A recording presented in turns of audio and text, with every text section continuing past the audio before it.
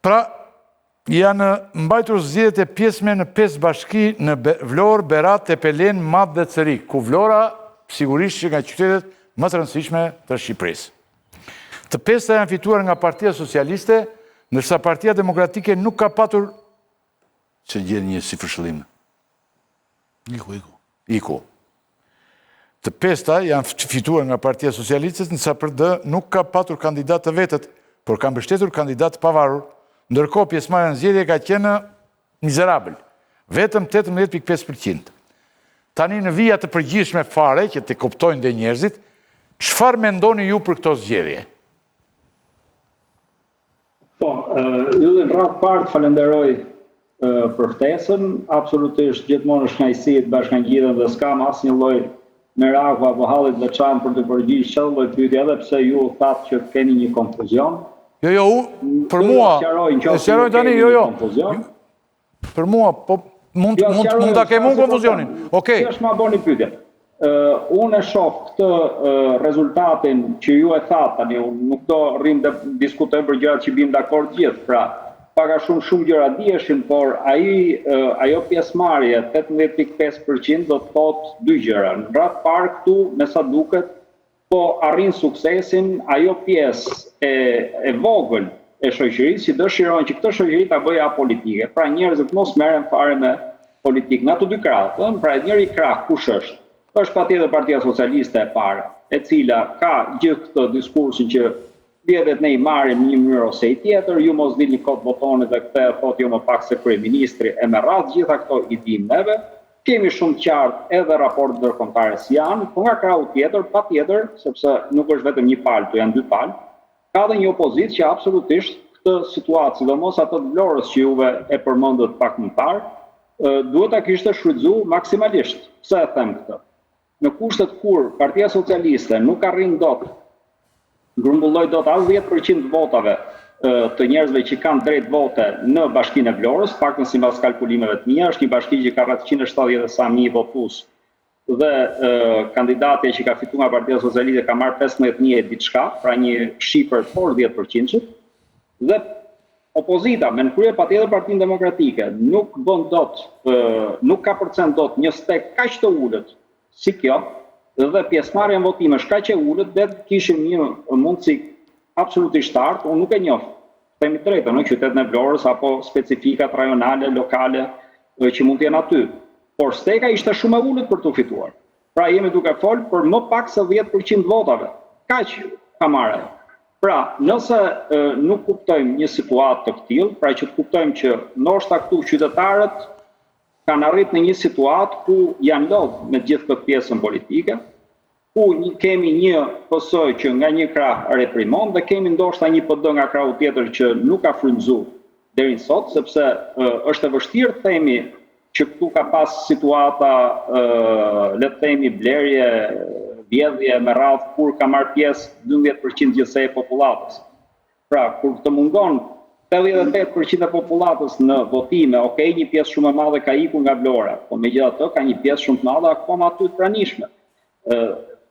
Kjo është e vështirë diskutohet, që do të thotë absolutisht në këtë drejtim, ato që kemi diskutuar dhe më parë, ndoshta nuk e studioj, s'kam qenë disa kohë se nuk kemi pas mundësi, por unë e mendoj të tillë që pa një riorganizim, kuptim plot, Partisë Demokratike kokë këmbë, nuk do shkojmë dot për diskutuar më pjesën frymëzojmë apo s'frymëzojmë, sepse ne shohim shumë qartë, pas kemi këtu një 88% popullatës, e cila nuk ka reaguar nga asnjë nga kandidatët. Për Vlorën po flas. Pastaj po shkojmë në shkallë të bashkisë bën 80%. Të njëjtën gjë tha kryetari juaj, por unë kam një pyetje tjetër. Domethënë popullatën, siç thua ti, dhe unë, që e përmendet ti shpesh, po dhe unë, popullatën duhet ta thresë dikush që të shkojë në zgjedhje. Ju, zoti Ali Mehmeti, a mund të na shpjegoni fare thjeshtë përse ndenjët mbrapa disa të pavarurve dhe nuk shkuat në zgjedhje? Ne kush? Partia Demokratike, se opozita i dashur Ali Mehmeti, opozita vijon të jetë Partia Demokratike. Po flasi për gjithë opozitën, po. Opozitën të gjithë po e lem sepse ata s'merin gjë këtu. Flasim direkt konkretisht për Partinë Demokratike. Mos flas për forca tjera. Opozitën. Që është Partia Demokratike, ajo është. Tani, pyetja është fare e thjesht, Zoti Ali Mehmeti nuk po pyes një dogmatik, po pyes një njeri që përgjithsisht këtu e kam unë, që ti t'jesh i qartë dhe jo konfuz. Pse ju u fshehet, po ta themi metaforike, mbrapa disa njerëzve ta shoqëruar të pavarur dhe nuk shkua të zgjedhje? Ta lem këtë që s'doli populli ishi pak kënaqur e të gjitha. Populli juaj s'ka dalë fare njerë. Kam vështirësi. Kur mundem që të flas sepse kam vështirësi nga linja nuk arrit dot hy. Jo, më kuptove pyetjen. Shumë drejt. E kuptova pyetjen. Okej. Lejoni t'ju ja përgjigje sa më qartë që t'jem më mund. Unë nuk jam as kryesi e Partisë Demokratike, nuk jam as grup parlamentar, kështu që unë nuk mund të flas në emër të Partisë Demokratike. Unë mund të flas në emrin tim. Besoj se kjo është e qartë për gjithë. Për sa më përket mu personalisht, unë kam dalë haptas dhe kam thonë, kam folur për Tiranën, patjetër, ju thash, nuk kam fuqi për të folur për qytetet tjera, dhe kam thonë shumë qartë që është nevojitur një figurë e lartë drejtuese politike e Partisë Demokratike të kandidojë për Tiranën. Ky ka qenë mendimi im. Pastaj janë marrë vendime tjera në shkallë kryesie, i ka diskutuar ai lloj forumi drejtues dhe ka marrë ato lloj vendime dhe i kemi ndjekur. Po unë personalisht mendimin tim e kam dhënë shumë qartë në një nga mediat më të ndjekura të Shqipërisë. Kështu që jam i qartë dhe korrekt ke kjo që po them dhe vazhdoj e them. Shumë e drejtë. Dhe mendoj që një opozit, ndjes që ta përfundoj mendimin tim. Po? Një opozit jeton, merr frymë dhe punon për të hedhur poshtë një sistem që ka përballë të kalbur. Që ditën që ka zgjedhje, në momentin e parë që ka zgjedhje, të hyjnë në garë për të fituar me figurat e veta që ka prodhuar gjatë kësaj periudhe, duke mundësu edhe ofrimin patjetër të forcave tjera politike apo të shoqërisë civile, por ajo ekziston për të hyrë në zgjedhje me kandidatët e vet dhe për të fituar zgjedhje. Ktu qëndroj unë si mendim. Besoj jam mjaftueshëm i drejt për drejt dhe i qartë, nëse ka diçka për qatësuar, ma thon. 100% i qartë. Por ata u caktuat një kandidat siç u bë strategjia për të gjoja që nuk humbëm ne. Për të thënë tani, gjoja nuk humbëm ne. Por në Tiranë edhe Tabaku, jo një të lutem, edhe Tabaku dhe ju nuk pranoni të hynit në garë. Se del kundër asaj që thua, se për shembull Ali Mehmeti, një përfaqësues i rëndësishëm i Partisë Demokratike, le të humte, po do merrte votat e Partisë Demokratike dhe më shumë, ndoshta. Por ti nuk pranoje, as ti as Tabaku.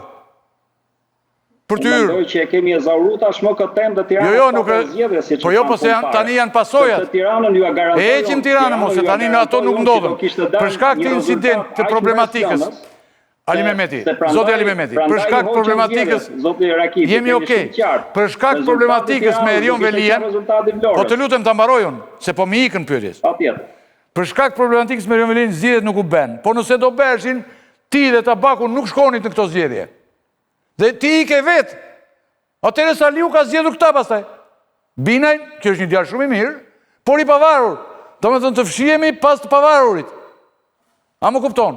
Jo, nuk jam dakord. Ma thuaj po është ndryshe. Zoti Rakipi, në radh parë rezultati i Tiranës dhe Tirana mund të mendohet ndryshe. Nuk është Tirana njësoj me specifikat e qyteteve të tjera. Ka specifika shumë ndryshe Tirana. Jemi shumë qartë. Nuk e dim. Këto janë zgjedhje vendore, që do të thotë karakteri lokal është herë të rëndësishëm. Prandaj thash unë s'mund të flas dot për Vlorën se nuk e njoh. Po për Tiranën mund t'ju flas nga mëngjesi ndark. Dhe nga ky aspekt, si u morën vendim për Tiranën, jo detyrimisht do merren për qytetet e tjera njësoj. Por për pyetjen që ju sapo më bët, unë them që Tirana do kishte dalë jo mirë, por do kishte dalë spektakël. Dhe kjo ka qenë një nga arsyet pse zgjedhjet e ranë. Pastaj komentojmë, bim dakord të flasim ne. E para. E dyta, nuk jam fare dakord që Partia Demokratike paska vetëm 2 figura dhe s'paska edhe 10 apo 100 tjerë. Ka shumë. Jo. Ishte vendim. Te ju e kam unë, po 2 njerëz rëndësishëm, nuk po themi tani 10 figura. Ju e keni, po unë do ju kisha thënë. Se ju 100 figura nuk keni tani. Se ta shtit më pyesni 2 muaj mbrapa, nuk ka ndonjë sens më. Po flasim për 2 njerëz shumë të rëndësishëm. Unë ju kisha ardhur me shumë kënaqësi siç u kam ardhur gjithmonë. Po s'm keni thirr atëherë, më keni thirr sot. Jo, do të stres. Ja përgjigje me njohuri të sotshme. Me shumë kënaqësi stres. Ty stres me shumë kënaqësi. Me ku ishim sot, me ku jemi sot dhe ku e kisha unë qëndrimin tim, unë e kisha shumë qartë, duaj figurë e lartë drejtuese politike e Partisë Demokratike. Pra, sipas jush, dëshmë drejt. Nuk ka vetëm 2 Partia Demokratike, ka 10.